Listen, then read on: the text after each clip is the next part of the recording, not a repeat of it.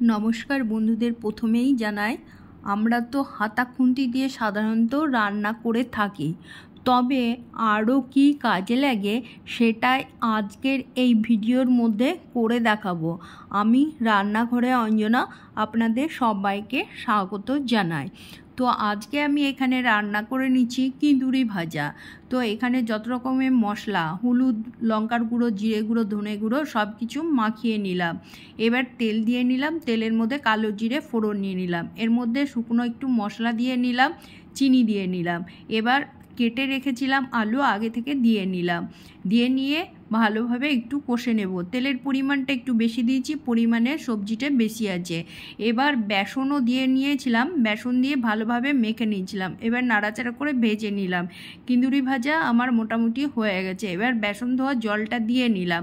এবার নাড়াচাড়া করে ভালোভাবে কষে নিলাম, কষে নিয়ে নামিয়ে নিলাম। তো এই প্রথম টিপস এটাই। এবার এখানে আমি পর্দা নিয়ে নিয়েছি। পর্দাগুলো অনেক পুরনো, আর এই রিংগুলো হচ্ছে স্টিলের, মানে অনেক দিনের হয়ে গেছে, পুরনো হয়ে গেছে। স্টিলের রিংগুলো জং পড়ে গেছে। তো এবার কি করব, আমি এই মানে যতটা রিংয়ের পরিমাণ আছে সেটা আমি কেটে বাদ দিয়ে নিলাম। দেখতে পাচ্ছেন, এটা আমার দ্বিতীয় টিপস।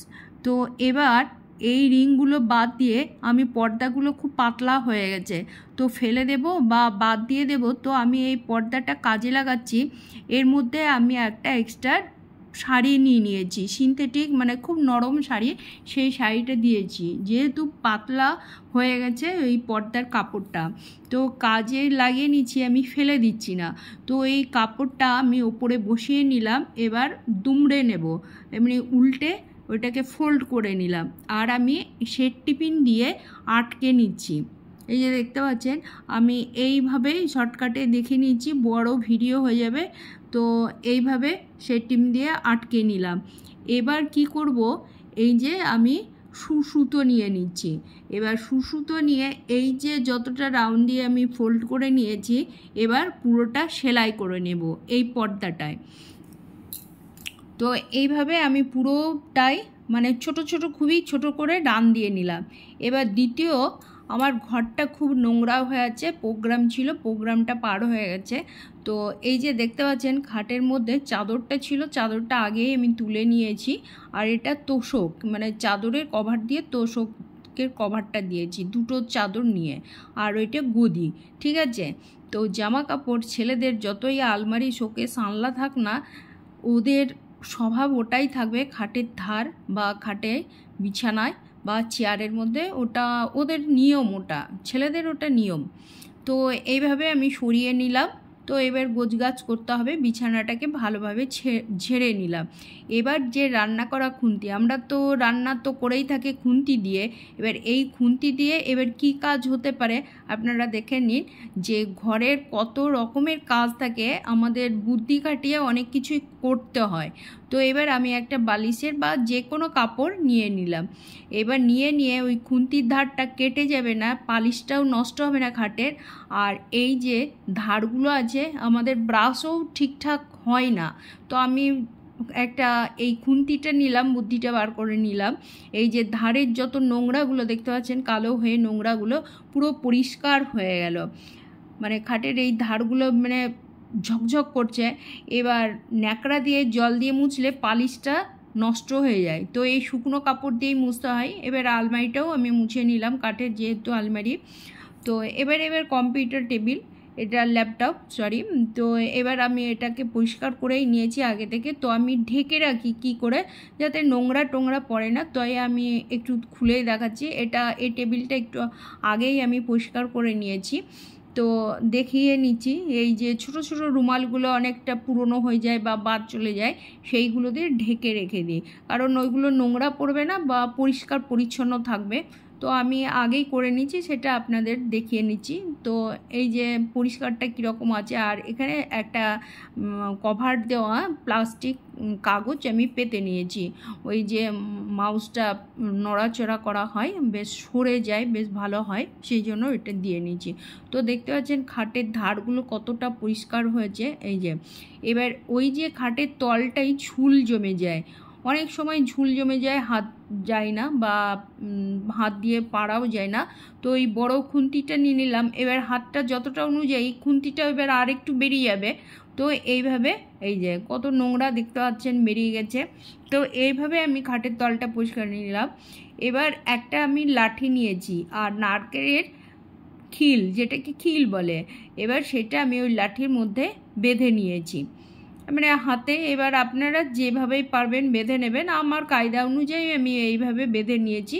এবার খাটের তলটা কিভাবে পরিষ্কার করে নিয়েছি, অনেক নোংরা জমে যায়, এই যে দেখতে পাচ্ছেন অনেকটাই নোংরা জমে তলে, যেহেতু আমরা দেখতে পাই না, এই যে বেরোচ্ছে, এই দিকটাই আমি বার করে নিলাম, মানে ক্যামেরাটা এই দিক এদিক করে নিয়েছি, আমি এই দিকে বার করে নিলাম চওড়া দিকটা থেকে।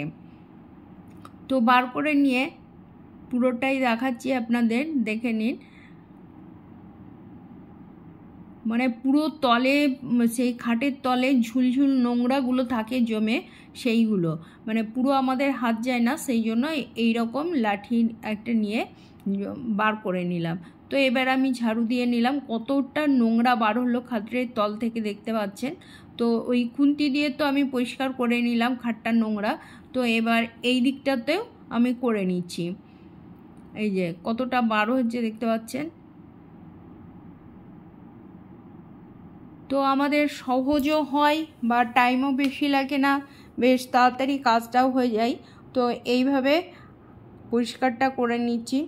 সত্যি বলছি আমাদের অনেকটাই খারাপ লাগছে, আলপনা চলে যাওয়ার পর কিছুদিন পরে আবার এই আরজি করে ডাক্তার চলে গেল। তো খুব দুঃখজনক ব্যাপার এগুলো। যাই হোক, আলপনা তবু অসুস্থ হয়ে গেছে, আর এটা তো মানে এত বিচ্ছিরিভাবে, মানে আমরাও চাইছি বিচারটা হোক। পুরোপুরি 1 মাস হতে চললো, আজকে নিয়ে 1 মাস। তো এবার আমি নোংরাটা তুলে নিলাম, যেটা বেলচে বলে, বেলচেতে তুলে নিলাম। এবার আমি বিছানার চাদর পেতে নিচ্ছি। কিভাবে বিছানার চাদর পাতলে বিছানা টাইট হয়ে থাকে, সেইভাবে আমি বিছানার চাদরটা পাতছি। তো চাদরটা খুব যে আমি নতুন পাচ্ছি তা নয়, এটা একটু পুরনোই চাদর, আমি এরপরে 2-3 বার কাচা পড়ে গেছে। যাই হোক, তো আমি সেই চাদরই পেতে আপনাদের দেখাচ্ছি। তো এই যে চাদরটা নিয়ে নিলাম খাটের মধ্যে। এবার এই যে কোণ, 4টে কোণ আছে, যাতে বেরিয়ে না যায়, বাচ্চা বড় এক একজন এক এক রকমের বসা ওঠা থাকে। তো আমি এই 4টে কোণ নিয়ে নিলাম, নিয়ে পরে 4টে কোণে আমি গিট্টা দিয়ে নিচ্ছি, মানে ওই কোণটায় গিট্টা দিয়ে নিলাম, ওই মাথার দিকে ওই দিকের কোণটায়। তো গিট্টা দিয়ে এবার তোষকের তল দিয়ে বা গদির তল দিয়ে মুড়ে দিলাম। তো এবার টেনে নিলাম। এবার 4 কোণে গিট্টা দেবো, আর কোণগুলো বেরিয়ে থাকে। তো এবার এই যে গিট্টা দিয়ে আমি তলে পরে দিলাম, বেশ গদিটা টাইটও হলো, আবার বেশ মানে টাইট বিছানাটা হলো, বেরিয়ে যাবে না। তো আমার এমনি এলোথেলো, সত্যি বলছি, আমার এলোথেলোভাবে বিছানাটা থাকলে না খুব খারাপ লাগে, আমার নিজেরই খারাপ লাগে। তো এইভাবেই আমি বিছানার চাদর পেতে থাকি, টাইট থাকে প্রত্যেকটা বিছানাতেই। দিয়ে এই যে এইভাবে আমি পাতলাম। তো আপনাদের কেমন লাগলো এই বিছানার চাদর পাতাটা, আপনারা সেটা কমেন্ট বক্সে জানাবেন। এই যে এইভাবে টাইট না হলে আমার ভালো লাগে না। তো এবার আমি বালিশ দিয়ে নিলাম, এই যে দেখতে পাচ্ছেন। তো এইভাবেই আমি বিছানা ঠিকঠাকভাবে এইভাবেই পরিষ্কার পরিচ্ছন্ন করে নিই বা পেতে নিই। এবার যে কথাটা হচ্ছে, যে পর্দা আমার পুরনো হয়ে গেছিলো অনেক দিনের, তো এই পর্দা ওই যে দেখতে পাচ্ছেন কাপড়, আমি ওইভাবেই মানে সেলাইটা করে নিয়েছি তলে, এই যে। তো এবার আমি দিয়েছি জানলার মধ্যে টানিয়ে নিলাম। তো আপনাদের কেমন লাগছে বলুন তো? পুরনো হয়ে গেলেও মানে জিনিস বাদ চলে যায় না, পুরো নতুনের মতো হয়ে গেছে, দেখতে পাচ্ছেন পুরো নিচ অবধি ওপরটা, ওই রিংগুলো মানে পুরোটা টোটালি বাদ দিয়ে দিলাম।